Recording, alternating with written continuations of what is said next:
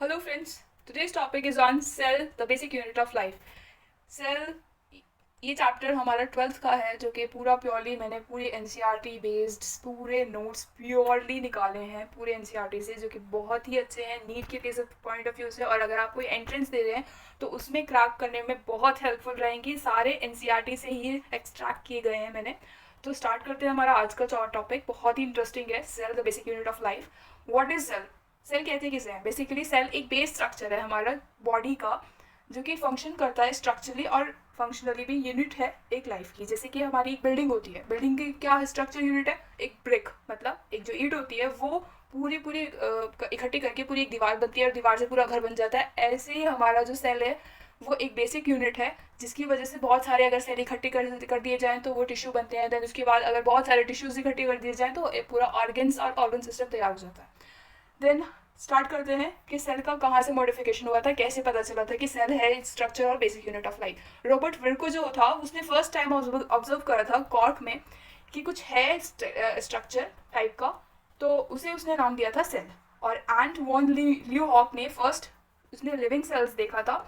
Robert brown ने discover करा था न्यूक्लियस। और सेल थ्योरी जो कि प्रपोज करी थी शील्डन एंड स्वॉन ने 1839 में, इसमें इन्होंने क्या कहा था कि सारे ऑर्गेनिजम्स कंपोज करते हैं एक या एक से ज़्यादा सेल वॉल सेल्स।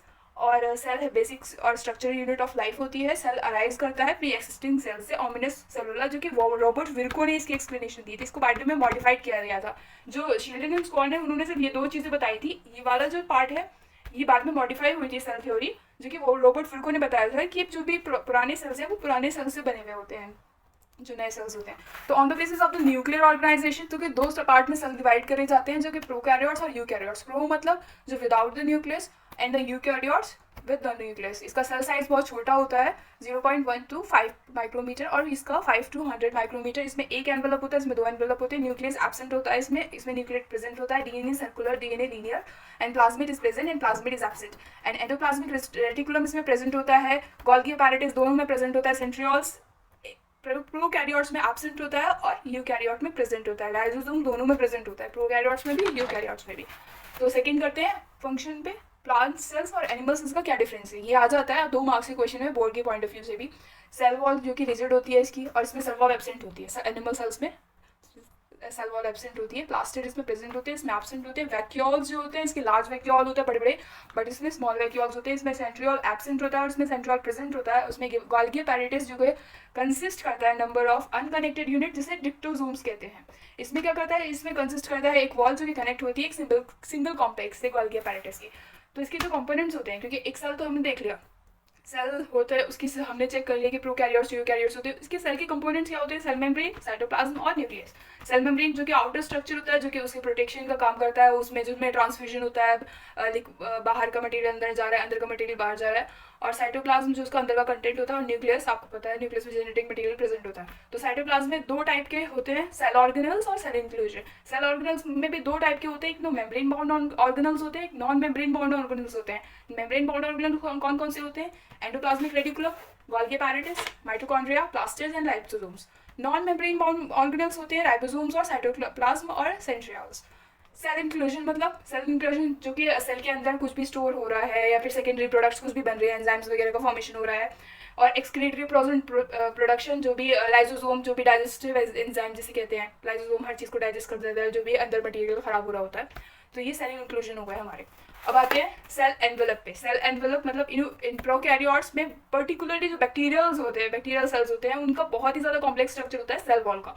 इनमें सेल जो एनवेलप होता है वो बहुत ही टाइटली बाउंड होता है, जिसमें 3 लेयर्स प्रेजेंट होती है। फर्स्ट होती है ग्लाइकोकाइलस, बीच की जो मिडल लेयर होती है उसे सेल वॉल कहते हैं, और जो इनर लेयर होती है जो कि साइटोप्लाज्म के कंटेंट से जुड़ी हुई होती है उसे प्लाज्मा मेम्ब्रेन कहते हैं। तो इस तीनों को मिला के हमारा क्या बनता है? सेल एनवेलप बनता है, जो कि सेल वॉल जो कि होती है वो पेप्टिडोग्लाइकन की बनी होती है, बैक्टीरियल सेल्स।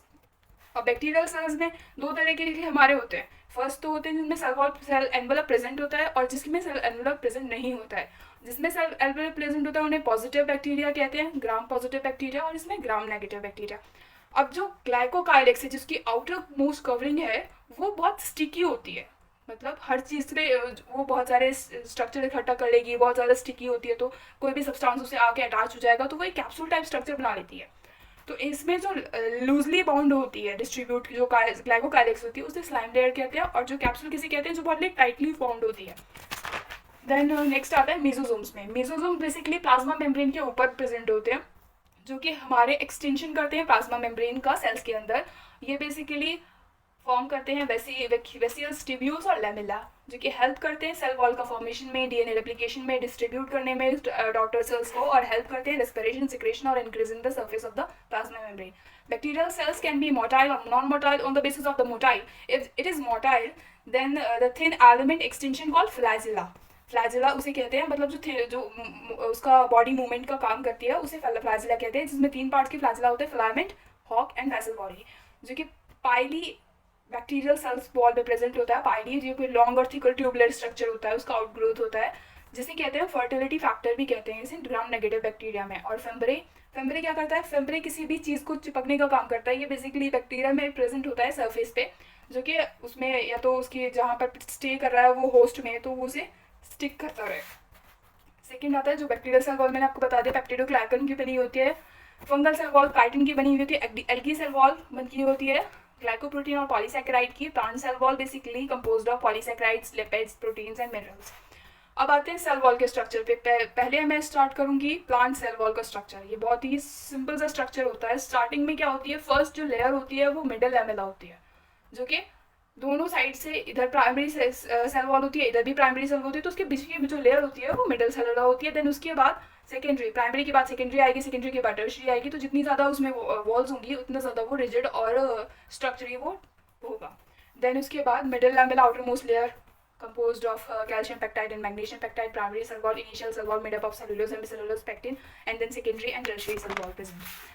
सेल मेम्ब्रेन पे आते हैं। सेल वॉल हमारा खत्म हो गया। Cell membrane basically called the plasma membrane, जो कि आउटर मोस्ट कवरिंग होती है साइटोप्लाज्म की। साइटोप्लाज्म की जो अटैच होती है वो प्लाज्मा सेल वॉल, जो कि इन एंड आउट को देखती है कि कौन सा आयन अंदर जा रहा है, कौन सा बाहर जा रहा है। सेवरल मॉडल होते हैं, इसको एक्सप्लेन करने के लिए इन लोगों ने मॉडल करे थे, बहुत सारे साइंटिस्ट आए थे, बट जो मोस्ट एक्सेप्टेबल मॉडल था वो फ्लूइड मोज़ाइक मॉडल था, जो कि 5 मार्क्स में जरूर आता है बोर्ड के पॉइंट ऑफ व्यू से, जो कि दिया था सिंगर और निकोलसन ने। As per this model plasma membrane is composed of phospholipid, extrinsic protein and intrinsic protein.